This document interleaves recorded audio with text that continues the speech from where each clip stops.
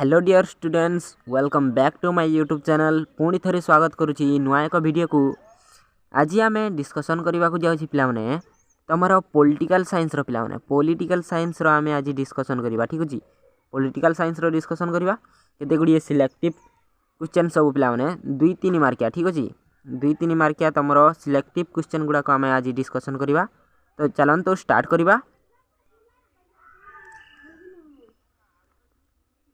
देखंतु एठारे प्रथम प्रश्न रही पे देखंतु विज्ञापित अंचल परिषद कौन पिला माने तुमर एनएसी कौन पिला माने नोटिफाइड एरिया काउंसिल कौन what is notified area council देखिबा विज्ञापित अंचल कौन ना सहरांचल स्वायत्त शासन संस्थार सर्वनिम्न सोपान को विज्ञापित अंचल परिषद कहा जाय थाए 5000 रु 10,000 जनसंख्या विशिष्ट छोट छोट सहर रे यह कार्यकारी होता है।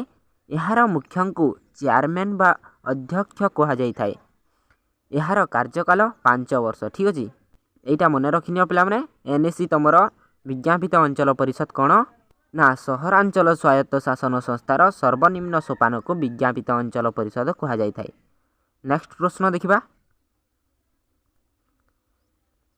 ना नेक्स्ट प्रश्न देख पे एठारे अच्छी तुम आंचलिकतावाद भारत में जातीय संहति को किपरि प्रभावित करुछि ना आंचलिकतावाद भारत में जातीय संहति को किपरि प्रभावित करुछि ना राइट आंसर देखंतु आंचलिकतावाद संकीर्ण स्वार्थयुक्त आंचलिक दल सृष्टि करिबा आंतः राज्य एवं केंद्र राज्य विवाद को घनीभूत करिबा विच्छिन्नतावादी राजनीतिक आंदोलन को समर्थन और प्रोत्साहन देवा आदि कुप्रभावर जन्मदाता अटे। तेणु यह जातीय संहति प्रति विपद सृष्टि करि थाए ठीक अच्छे। तो 3 नंबर प्रश्न देखा पे तो देखंतु एठारे डी प्रश्न अच्छी बलवंत राय मेहट्टा कमिटी कहीं गठित होइतिला और कौन सुपारिश करितिला ना बलवंत राय मेहट्टा कमिटी कहीं गठन करा जाइथिला और कौन सुपारिश करा दिला पे ना राइट आंसर टी देखिबा आमे भारत रे गोष्ठी उन्नयन योजनार कार्यकारितार मूल्यांकन और सफल कार्यकारिता निमंते सुपारिश करिबा पई 1957 मसीहारे बलवंत राय मेहट्टा कमिटी गठित करा जाइथिला। यह गणतांत्रिक विकेंद्रीकरण पई पंचायती राज व्यवस्था सुपारिश करथिले ठीक अच्छे। ई नंबर प्रश्न देखिबा ई प्रश्न देखिबा देखंतु ई प्रश्न देखंतु धरित्री शिखर सम्मिलनी रो गुरुत्व कौन ना धरित्री शिखर सम्मिलनी रो गुरुत्व कौन आंसर टी देखिबा जातीय संघर परिवेश और उन्नयन संक्रांतीय सम्मिलनी बा यूएनसीईडी रियो डी जानेरो ठारे 1992 मसीहा जून मास 3 रु 14 तारीख पर्यंत रियो सम्मिलनी बा धरित्री शिखर सम्मिलनी नाम अनुष्ठित होता। शीतल युद्ध पर विकासर प्रसंग को अंतर्जातीय सहयोग सह सदस्य राष्ट्र माने परिचालना करिवार लक्ष्य एथिरे रखा जाइतिला। परवर्ती रियो धरित्री शिखर सम्मिलनी 2012 मसीहा जून 13 रु 22 तारीख रे धारणीय विकास उपरे आधारित होई रियो ठारे अनुष्ठित होइतला प्लान ठीक अच्छे। नेक्स्ट क्वेश्चन देखिबा देखंतु नेक्स्ट प्रश्न एठारे अछि एफ नंबर प्रश्न ध्यान दियंतु सिंधु नदी जल विवाद कौन पिला ना सिंधु नदी जल विवाद कौन आंसर टी देखिबा सिंधु नदीर केनाल जल बंटन को नहीं भारत और पाकिस्तान मध्य विवाद देखा जाइथिला। 1960 मसीहारे तत्कालीन भारतर प्रधानमंत्री पंडित नेहरू पाकिस्तान प्रतिपक्ष आयुब खान मध्य एक राजीनामा स्वाक्षरित होगा पर एक आयोग गठित होई यार समाधान करथिला पिलाने ठीक अच्छे। ना सिंधु जल विवाद कौन थिला ना सिंधु नदीर जो जल बंटन को नहीं भारत और पाकिस्तान मध्य विवाद देखा जाइथिला ताहाको सिंधु नदी जल विवाद कह जाइथिला ठीक अच्छे। नेक्स्ट प्रश्न देखिबा एठारे देखंतु जी प्रश्न अछि ମିଳିତ ଜାତିସଂଘ ଘୋଷଣାନାମା କ'ଣ? ନା ମିଳିତ ଜାତିସଂଘ ଘୋଷଣାନାମା କ'ଣ? ଆନ୍ସରଟି ଦେଖିବା 1942 ମସିହା ଜାନୁଆରୀ 1 ତାରିଖରେ 26ଟି ରାଷ୍ଟ୍ରର ପ୍ରତିନିଧିମାନେ ଆଟଲାଣ୍ଟିକ୍ ସନନ୍ଦର ନୀତିକୁ ସମର୍ଥନ ଜଣାଇ ୱାସିଂଟନରେ ଏକ ଘୋଷଣାନାମାରେ ସ୍ୱାକ୍ଷରିତ କରିଥିଲେ। ପିଲାମାନେ ସ୍ୱାକ୍ଷର କରିଥିଲେ। ଏଥିରେ ମିଳିତ ଜାତିସଂଘ ବା ୟୁନାଇଟେଡ୍ ନେସନ୍ ଶବ୍ଦଟି ଆମେରିକାର ରାଷ୍ଟ୍ରପତି ରୁଜଭେଲ୍ଟଙ୍କ ପ୍ରସ୍ତାବ କ୍ରମେ ପ୍ରଥମେ ବ୍ୟବହାର କରାଯାଇଥିବାରୁ ଏହାକୁ ମିଳିତ ଜାତିସଂଘ ଘୋଷଣାନାମା କୁହାଯାଇଥାଏ। ଠିକ୍ ଅଛି ପିଲାମାନେ, ନା ଆମେରିକାର ରାଷ୍ଟ୍ରପତି ରୁଜଭେଲ୍ଟଙ୍କ ପ୍ରସ୍ତାବ କ୍ରମେ ପ୍ରଥମେ ବ୍ୟବହାର କରାଯାଇଥିବାରୁ ଏହାକୁ ମିଳିତ ଜାତିସଂଘ ଘୋଷଣାନାମା କୁହାଯାଇଥାଏ। ପ୍ରଶ୍ନ ନମ୍ବର H ଦେଖିବା, ସଂଯୁକ୍ତ ଜାତିସଂଘର ସାଧାରଣ ସଭାକୁ କାହିଁକି ପୃଥିବୀର ପଞ୍ଚାୟତ ଆଖ୍ୟା ଦିଆଯାଇଛି? ପିଲାମାନେ ନା ସଂଯୁକ୍ତ ଜାତିସଂଘର ସାଧାରଣ ସଭାକୁ କାହିଁକି ପୃଥିବୀର ପଞ୍ଚାୟତ ଆଖ୍ୟା ଦିଆଯାଇଛି? ନା ଆନ୍ସର ଦେଖିବା, ପ୍ରଥମେ ଏଠାରେ ପଏଣ୍ଟ ଦିଆଯାଇଛି। ପିଲାମାନେ ଦେଖନ୍ତୁ, ତମେ ବି ଆନ୍ସର ଲେଖିଲା ବେଳେ ଏମିତି ପଏଣ୍ଟ ଦେବ। ଠିକ୍ ଅଛି। ସଂଯୁକ୍ତ ରାଷ୍ଟ୍ରସଂଘର 6ଗୋଟି ଅଙ୍ଗ ମଧ୍ୟରୁ ସାଧାରଣ ସଭା ଅନ୍ୟତମ। ଠିକ୍ ଅଛି। ଯେଉଁ ସଂଯୁକ୍ତ ରାଷ୍ଟ୍ରସଂଘ ରହିଛି 6ଗୋଟି, ସେଥିମଧ୍ୟରୁ ସାଧାରଣ ସଭା ଅନ୍ୟତମ। ପିଲାମାନେ ନେକ୍ସଟ ପଏଣ୍ଟ ଦେଖିବା, ସାଧାରଣ ସଭାକୁ ପୃଥିବୀର ପଞ୍ଚାୟତ ଆଖ୍ୟା ମିଳିଛି କାରଣ ଏହି ସଭାରେ ସଂଯୁକ୍ତ ରାଷ୍ଟ୍ରସଂଘର ସମସ୍ତ ସଦସ୍ୟ ରାଷ୍ଟ୍ରର ପ୍ରତିନିଧିମାନେ ଆଲୋଚନା ଓ ବିତର୍କ ମାଧ୍ୟମରେ ବିଭିନ୍ନ ଆନ୍ତର୍ଜାତିକ ସମସ୍ୟାର ସମାଧାନ କରିଥାନ୍ତି। ପିଲାମାନେ ଠିକ୍ ଅଛି। ଏହି ପ୍ରଶ୍ନଟି ତୁମେ ମନେ ରଖିବ ପିଲାମାନେ, ଏଇଟା ଗୋଟିଏ ଇମ୍ପୋର୍ଟାଣ୍ଟ। ଠିକ୍ ଅଛି। ନେକ୍ସଟ ପ୍ରଶ୍ନ ଦେଖିବା, ଦେଖନ୍ତୁ ଆଇ ପ୍ରଶ୍ନ ଅଛି, ଭିଟୋ କ'ଣ? ନା ଭିଟୋ କ'ଣ? ଦେଖିବା ଆନ୍ସର, ଯେତେବେଳେ କୌଣସି ବିଷୟବସ୍ତୁ ସମ୍ପର୍କିତ ସମସ୍ୟା ନିରାପତ୍ତା ପରିଷଦର ନିଷ୍ପତ୍ତି ପାଇଁ ବିଚାରକୁ ଆସେ, ସେତେବେଳେ 5 ଜଣ ସ୍ଥାୟୀ ସଦସ୍ୟଙ୍କ ସମେତ 9 ଜଣ ସଦସ୍ୟଙ୍କ ସମର୍ଥନ ନିଶ୍ଚିତ ଭାବେ ଆବଶ୍ୟକ। ଯଦି ଜଣେ କେହି ସ୍ଥାୟୀ ସଦସ୍ୟ ପ୍ରସ୍ତାବ ସପକ୍ଷରେ ଭୋଟ ନ ଦିଅନ୍ତି, ତେବେ ସେ କ୍ଷେତ୍ରରେ ଭିଟୋ ପ୍ରୟୋଗ ହୋଇଥାଏ। ଠିକ୍ ଅଛି। ଭିଟୋ କ'ଣ? ନା ଯେତେବେଳେ କୌଣସି ବିଷୟବସ୍ତୁ ସମ୍ପର୍କିତ ସମସ୍ୟା ନିରାପତ୍ତା ପରିଷଦର ନିଷ୍ପତ୍ତି ପାଇଁ ବିଚାରକୁ ଆସେ, ସେତେବେଳେ 5 ଜଣ ସ୍ଥାୟୀ ସଦସ୍ୟଙ୍କ ସମେତ 9 ଜଣ ସଦସ୍ୟଙ୍କ ସମର୍ଥନ ନିଶ୍ଚିତ ଭାବେ ଆବଶ୍ୟକ। ପିଲାମାନେ ଯଦି ଜଣେ କେହି ସ୍ଥାୟୀ ସଦସ୍ୟ ପ୍ରସ୍ତାବ ସପକ୍ଷରେ ଭୋଟ ନ ଦିଅନ୍ତି, ତେବେ ସେ କ୍ଷେତ୍ରରେ ଭିଟୋ ପ୍ରୟୋଗ ହୋଇଥାଏ। ମନେ ରଖିବ।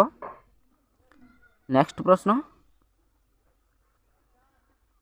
ଦେଖନ୍ତୁ, ପରମାଣୁ ଅପସାର ସନ୍ଧି ବା NPT କ'ଣ? ପିଲାମାନେ ପରମାଣୁ ଅପସାର ସନ୍ଧି ପ୍ରଥମେ ଆମେରିକା ଓ ସୋଭିଏତ ରୁଷ ମିଳିତ ଭାବେ ପ୍ରସ୍ତୁତ କରି 1968 ମସିହାରେ ମାର୍ଚ୍ଚ 11 ତାରିଖରେ ଏହା ଉପରେ ବିଚାର ବିମର୍ଶ କରିବା ପାଇଁ ମିଳିତ ଜାତିସଂଘର ସାଧାରଣ ସଭାରେ ଉପସ୍ଥାପନ କରିଥିଲେ। ଏହା ମିଳିତ ଜାତିସଂଘର ଗୃହୀତ ହେବା ପରେ 1970 ମସିହାରେ କାର୍ଯ୍ୟକାରୀ ହୋଇଥିଲା। ଠିକ୍ ଅଛି। ଦେଖନ୍ତୁ, ପରମାଣୁ ଅପସାର ସନ୍ଧି କହିଲେ ଏହା ଆମେରିକା ଓ ସୋଭିଏତ ରୁଷ ପ୍ରଥମେ ମିଳିତ ଭାବରେ ପ୍ରସ୍ତୁତ କରିଥିଲେ। କେବେ? ନା 1968 ମସିହାରେ ମାର୍ଚ୍ଚ 11 ତାରିଖରେ। ପିଲାମାନେ ଓ ଏହା ମିଳିତ ଜାତିସଂଘର ଗୃହୀତ ହେବା ପରେ 1970 ମସିହାରେ କାର୍ଯ୍ୟକାରୀ ହୋଇଥିଲା। ଠିକ୍ ଅଛି। ତ କେ ପ୍ରଶ୍ନ ଦେଖିବା। ନେକ୍ସଟ ପ୍ରଶ୍ନ ଦେଖନ୍ତୁ, କେ ଅଛି। ପ୍ରଶ୍ନ ଦେଖନ୍ତୁ, ପ୍ରାକୃତିକ ସମ୍ପଦ କ'ଣ? ନା ପ୍ରାକୃତିକ ସମ୍ପଦ କ'ଣ? ଦେଖିବା ଆନ୍ସର, ପ୍ରାକୃତିକ ସମ୍ପଦ କହିଲେ ପ୍ରକୃତିରେ ଦେଖାଯାଉଥିବା ବିଭିନ୍ନ ଜିନିଷକୁ ବୁଝାଏ ଯାହା ମଣିଷର ଦୈନନ୍ଦିନ ବ୍ୟବହାରରେ ଆସିଥାଏ। ବାୟୁ, ବଣ, ଜଙ୍ଗଲ, ଜଳ, ମୃତ୍ତିକା, ବନ୍ୟଜନ୍ତୁ, ପଶୁପକ୍ଷୀ ଆଦିଙ୍କୁ ପ୍ରାକୃତିକ ସମ୍ପଦର ଆଖ୍ୟା ଦିଆଯାଇଛି। ପ୍ରାକୃତିକ ସମ୍ପଦକୁ ସାଧାରଣତଃ 2 ପ୍ରକାରରେ ବିଭକ୍ତ କରାଯାଇପାରେ, ଯଥା ଜୀବନ୍ତ ସମ୍ପଦ ଯାହା ବଣ, ଜଙ୍ଗଲ, ବନ୍ୟଜନ୍ତୁ ଇତ୍ୟାଦିକୁ ବୁଝାଇଥାଏ। ସେହିପରି ଅନ୍ୟଟି ହେଲା ଅଜୈବ ସମ୍ପଦ। ପିଲାମାନେ ଯାହା ଜଳ, ବାୟୁ, ମୃତ୍ତିକା, ଖଣିଜ ଲବଣ ଇତ୍ୟାଦିକୁ ବୁଝାଇଥାଏ। ଗୋଟିଏ ଅଛି ଲିଭିଂ ରିସୋର୍ସ, ଆଉ ଗୋଟିଏ ପିଲାମାନେ ନନ୍ ଲିଭିଂ ରିସୋର୍ସ। ଠିକ୍ ଅଛି, ମନେ ରଖିବା। ଦେଖିବା ନେକ୍ସଟ ପ୍ରଶ୍ନ, ନିରସ୍ତ୍ରୀକରଣର ମୁଖ୍ୟ ଲକ୍ଷ୍ୟ କ'ଣ ପିଲାମାନେ? ନିରସ୍ତ୍ରୀକରଣର ମୁଖ୍ୟ ଲକ୍ଷ୍ୟ କ'ଣ? ନା ରାଇଟ୍ ଆନ୍ସର୍ଟି କ'ଣ ହେବ? ଅସ୍ତ୍ରଶସ୍ତ୍ର ପ୍ରତିଯୋଗିତାକୁ ସମାପ୍ତ କରିବା ଉଦ୍ଦେଶ୍ୟରେ ଅସ୍ତ୍ରଶସ୍ତ୍ର ଉତ୍ପାଦନ ଓ ମହଜୁଦ ପରିମାଣ ହ୍ରାସ ବା ଉଚ୍ଛେଦ କରିବାକୁ ନିରସ୍ତ୍ରୀକରଣ କୁହାଯାଏ। ଠିକ୍ ଅଛି। ଏହା ରାଷ୍ଟ୍ରମାନଙ୍କର ସାମରିକ ପ୍ରସ୍ତୁତିକୁ ନିୟନ୍ତ୍ରଣ କରିଥାଏ। ଏହା ଯୁଦ୍ଧକୁ ଏଡ଼ାଇ ବିଶ୍ୱଶାନ୍ତି ପ୍ରତିଷ୍ଠାରେ ସହାୟକ ହୋଇଥାଏ। ଠିକ୍ ଅଛି। ନେକ୍ସଟ ପ୍ରଶ୍ନ ଦେଖିବା।